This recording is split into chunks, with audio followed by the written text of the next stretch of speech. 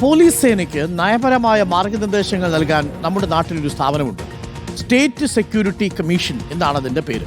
ഈ state security commission വെറും നോക്കുകുത്തിയാവുന്നു എന്നാണ് ഞങ്ങൾ നടത്തിയ അന്വേഷണത്തിൽ മനസ്സിലായത്.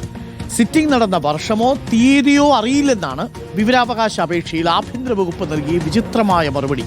പോലീസിന്റെ കുറ്റകൃത്യ നിവാരണ ദൗത്യത്തിനടക്കം നിർദ്ദേശം നൽകേണ്ട കമ്മീഷനാണ് ഇപ്പോൾ നോക്കുകുത്തിയാവുന്നത്. സുപ്രീം കോടതി നിർദ്ദേശപ്രകാരം 2008 രൂപീകരിച്ചതാണ് ഈ കമ്മീഷൻ. ഒരു വിവരാവകാശ പ്രവർത്തകൻ നമ്മളോട് പ്രതികരിച്ചിട്ടുണ്ട്, ഒന്ന് കേൾക്കാം. സുപ്രീം കോടതിയുടെ ഉത്തരവിനെ തുടർന്ന് 2008 സംസ്ഥാനത്ത് സ്റ്റേറ്റ് സെക്യൂരിറ്റി കമ്മീഷൻ രൂപം കൊണ്ടത്. അതിൻ്റെ അധ്യക്ഷൻ അതാത് കാലത്ത് ആഭ്യന്തര വകുപ്പ് മന്ത്രിയാണ്, റവന്യൂ മന്ത്രി അംഗമാണ്, പ്രതിപക്ഷ നേതാവ് അംഗമാണ്, DGP അംഗമാണ്. പുറമേ നിന്നുള്ള 2 റിട്ടയേർഡ്, ഒരു DGPയും ഒരു ചീഫ് സെക്രട്ടറിയും ഈ കമ്മിറ്റിയിലെ അംഗങ്ങളായി ആണ്. എന്നിട്ടും കഴിഞ്ഞ കാലങ്ങളിൽ ഈ സെക്യൂരിറ്റി കമ്മീഷൻ കേരളത്തിൽ ഒരു സിറ്റിംഗ് പോലും നടത്തിയിട്ടില്ല എന്നുള്ള വാർത്ത നമ്മുടെ പോലീസ് സ്റ്റേഷനുകളിൽ അതിക്രമം വർദ്ധിക്കാനുള്ള ഒരു കാരണമായിട്ട് നമുക്ക് കണ്ടെത്താൻ സാധിക്കുമെന്നാണ് ഈ വിവരത്തിലൂടെ മനസ്സിലാക്കുന്നത്. ലേബി സജിതനുണ്ട്. ലേബി സജിതൻ, ഗുഡ് മോർണിംഗ്. ലേബി, ഈ എന്താണ് സെക്യൂരിറ്റി കമ്മീഷൻ? എന്താണ് ഈ സെക്യൂരിറ്റി കമ്മീഷന്റെ ജോലി? ഇവരാരൊക്കെയാണ് ഇപ്പോൾ പ്രവർത്തിക്കുന്നത്? ശമ്പളമൊക്കെ കൃത്യമായിട്ട് കൈപ്പറ്റുന്നുണ്ടാവും അല്ലേ ലേബി?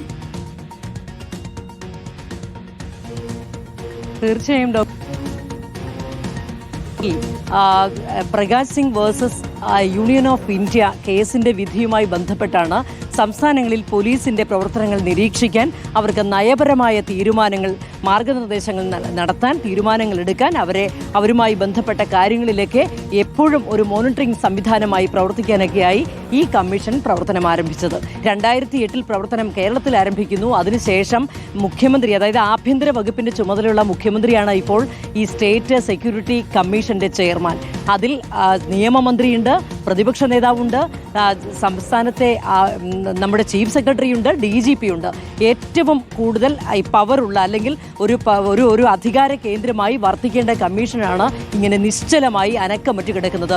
ഇത്രത്തോളം പോലീസിന്റെ ഭാഗത്ത് നിന്ന് പോലീസ് അട്രോസിറ്റികളൊക്കെ വർദ്ധിക്കുന്ന കാലത്ത് ഇതെല്ലാം നിരീക്ഷണത്തിന് വിധേയമാക്കേണ്ട കമ്മിറ്റിയാണ് ഇങ്ങനെ ഒരു ചലനവുമില്ലാതെ കിടക്കുന്നത്. ഇത് എന്ന് പ്രവർത്തിച്ചുവെന്നോ ഏത് വർഷം ഇതിന്റെ സിറ്റിംഗ് നടത്തിയെന്നോ പോലും ആഭ്യന്തര വകുപ്പിനറിയില്ല. അതാണ് വിവരാവകാശ നിയമപ്രകാരം ചോദിച്ച അപേക്ഷയ്ക്ക് നൽകിയിരിക്കുന്ന മറുപടി. എന്ന് സിറ്റിംഗ് കൂടിയെന്നറിയില്ല, ഏത് തീയതിയിൽ കൂടിയെന്നറിയില്ല. വളരെ വിചിത്രമായ മറുപടി തന്നെയാണ് ഡോക്ടർ അരുൺ. ഓക്കെ, നമുക്കിതിനെ നോക്കുകുത്തി കമ്മീഷൻ എന്ന് പേര് മാറ്റുന്നതായിരിക്കും ഏറ്റവും നല്ലത്.